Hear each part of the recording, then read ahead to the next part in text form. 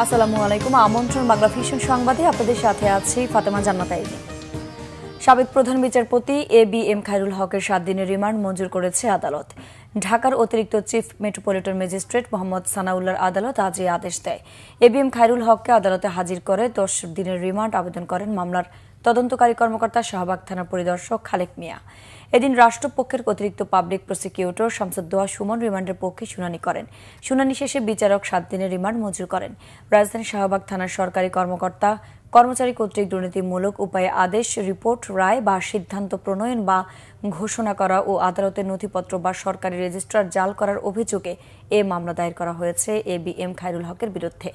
এর আগে 24 জুলাই সকালে রাজধানীর ধানমন্ডির একটি বাসা থেকে তাকে গ্রেফতার করে পুলিশের গোয়েন্দা বিভাগ। বৈষম্য বিরোধী আন্দোলনে যাত্রাবাড়ী থানার কিশোর আব্দুল কাইয়ুম আহাদ হত্যা মামলায় তাকে কারাগারে পাঠানোর আদেশ দেন ঢাকার অতিরিক্ত চিফ মেট্রোপলিটন ম্যাজিস্ট্রেট। যুক্তরাষ্ট্রের কোম্পানি বোয়িং এর কাছ থেকে বিমানের জন্য 25টি উড়োজাহাজ কেনার সিদ্ধান্ত ঘোড়ার আগে গাড়ি জুড়ে দেওয়ার মতো কাজ হয়েছে, এমন মন্তব্য করেছেন এভিয়েশন বিশেষজ্ঞরা। চাহিদা অনুযায়ী ফ্লিট প্ল্যানিং না করে অদ্ভুত কেনাকাটা জোর করে চাপিয়ে দেওয়া হলে এয়ারলাইন্সটির দায় দেনা বাড়বে এমন ধারণা তাদের। মার্কিন শুল্ক নীতির বিশেষ এজেন্ডার কারণে সরকার তড়িঘড়ি এমন সিদ্ধান্ত নিতে বাধ্য হয়েছে বলে মনে করেন তারা। জিয়াউল হক সবুজের রিপোর্ট। 2023 সালের শেষ দিকে রাষ্ট্রায়ত্ত প্রতিষ্ঠান বিমানের জন্য ফ্রান্সের নির্মাতা প্রতিষ্ঠান এয়ারবাসের কাছ থেকে 10টি উড়োজাহাজ কেনার নীতিগত সিদ্ধান্ত নেয় আওয়ামী লীগ সরকার। সেই সিদ্ধান্তে নাখোশ বোয়িং এর কর্মকর্তারা স্বল্প সময়ের নোটিশে বাংলাদেশে এসে এয়ারবাস থেকে উড়োজাহাজ কেনার দুর্বলতা তুলে ধরার পাশাপাশি নিজেদের উপস্থাপন করেন বিশ্বসেরা হিসেবে। এরপর বেশ কিছুদিন ধরেই ঝুলেছিল বিমানের বহর বাড়ানোর সরকারি সিদ্ধান্ত। অন্তর্বর্তী সরকার গঠনের প্রায় বছর পর গেল রবিবার বোয়িং থেকে 25টি উড়োজাহাজ কেনার সিদ্ধান্ত জানান বাণিজ্য সচিব। আমরা 25টি বোয়িং এর জন্য অর্ডার দিয়েছি। এরকম অর্ডার কিন্তু যেমন ভারত দিয়েছে 100টার, ভিয়েতনাম দিয়েছে 100টার, ইন্দোনেশিয়া দিয়েছে 50টার, এরকম বিভিন্ন দেশ দিয়েছে। এখন বোয়িং কোম্পানির ক্যাপাসিটি অনুযায়ী কিন্তু তারা এগুলো সরবরাহ করবে। তবে বিমানের জন্য উড়োজাহাজ কেনা হলেও বিষয়টি জানেন না এয়ারলাইন্সটির নির্বাহীরা। এ নিয়ে ক্যামেরার সামনে কথা বলতেও রাজি হননি কেউ। বিশেষজ্ঞরা বলছেন এত বড় সিদ্ধান্ত নেওয়ার আগে পরিকল্পনার পাশাপাশি যথাযথ প্রক্রিয়া মানা উচিত ছিল। এটা একটু ওই ঘোড়ার আগে গাড়ি জুড়ে দেওয়ার মতো অবস্থা হয়েছে। বিমানের এয়ারক্রাফট লাগবে, এবারে কোনো সন্দেহ নাই, কিন্তু ফ্লিট বাড়ানোটা একটা প্রসিডিউরাল পদ্ধতিতে করতে হবে।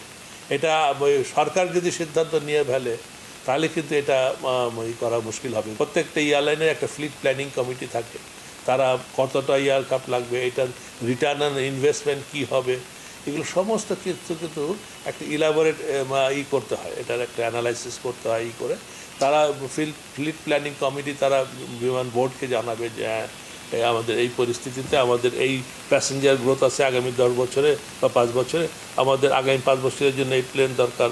ট্রাম্পের বাণিজ্য যুদ্ধ বোয়িং এর জন্য আশীর্বাদ হয়েছে এমন মন্তব্য করে বিশ্লেষকরা বলছেন মার্কিন শুল্ক নীতির চাপেই এই সিদ্ধান্ত নিয়েছে সরকার। সরকার হয়তো বিশেষ এজেন্ডার কারণে তাদেরকে এই সিদ্ধান্ত নিতে হয়েছে বা না নিয়ে উপায় ছিল না।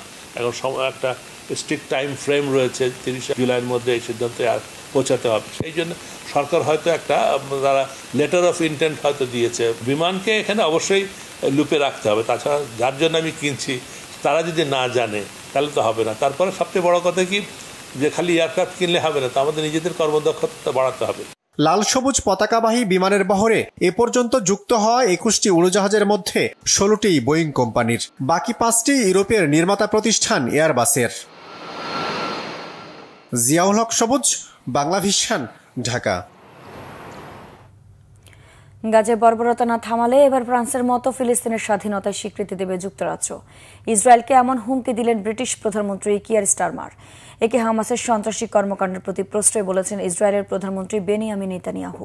লন্ডনের সংবাদ সম্মেলনে ব্রিটিশ প্রধানমন্ত্রী স্টারমার ইসরায়েলকে সতর্ক করে গাজায় যুদ্ধবিরতি কার্যকর করা, 2 রাষ্ট্রের ভিত্তিতে দীর্ঘস্থায়ী সমাধান সহ কয়েকটি শর্ত পূরণের তালিকা দিয়েছেন।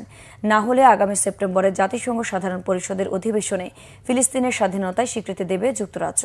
তার বক্তব্যে গাজাবাসীর উপর চালানো হত্যাযোগ্য মানবিক সহায়তায় হস্তক্ষেপ চাপিয়ে দেওয়া দুর্ভিক্ষ, বাস্তুচ্যুত জীবন সহ ফিলিস্তিনিদের চরম দুর্দশার বর্ণনা উঠে আসে। গাজায় মানবিক সহায়তা বাড়ানোর কৌশল নিয়ে ইউরোপীয় নেতাদের সাথে আলোচনার ধারাবাহিকতায় মন্ত্রিসভার বৈঠকের পর ইসরায়েলকে হুঁশিয়ারি দেন স্টারমার। একে স্বাগত জানিয়েছেন ফ্রান্সের পররাষ্ট্রমন্ত্রী জোন-নোয়েল ব্যারট। শান্তি প্রতিষ্ঠায় আন্তর্জাতিক সম্প্রদায়ের কার্যকর ভূমিকা চেয়েছেন তিনি। স্কটল্যান্ড থেকে দেশে ফেরার পথে মার্কিন প্রেসিডেন্ট ডোনাল্ড ট্রাম্প বলেছেন, স্টারমারের সাথে বৈঠক হলেও এ বিষয়ে কথা হয়নি। তীব্র নিন্দায় ইসরায়েলের প্রধানমন্ত্রী নেতানিয়াহু বলেছেন, স্টারমারের হুমকি হামাসের দানবিক কর্মকাণ্ডের প্রশ্রয় আর ভুক্তভোগীদের শাস্তি দেওয়ার সামিল। দর্শক, ছিল এখনকার মতো। পরের সংবাদ বেলা 12টায় দেখার আমন্ত্রণ রইল। এছাড়া বাংলা ভিশন সংবাদ ও সংবাদ সংশ্লিষ্ট অনুষ্ঠান দেখতে ভিজিট করুন www.bbnews24.com ও facebook.com/banglavisionnews এবং সাবস্ক্রাইব করুন youtube.com/banglavisionnews। ধন্যবাদ।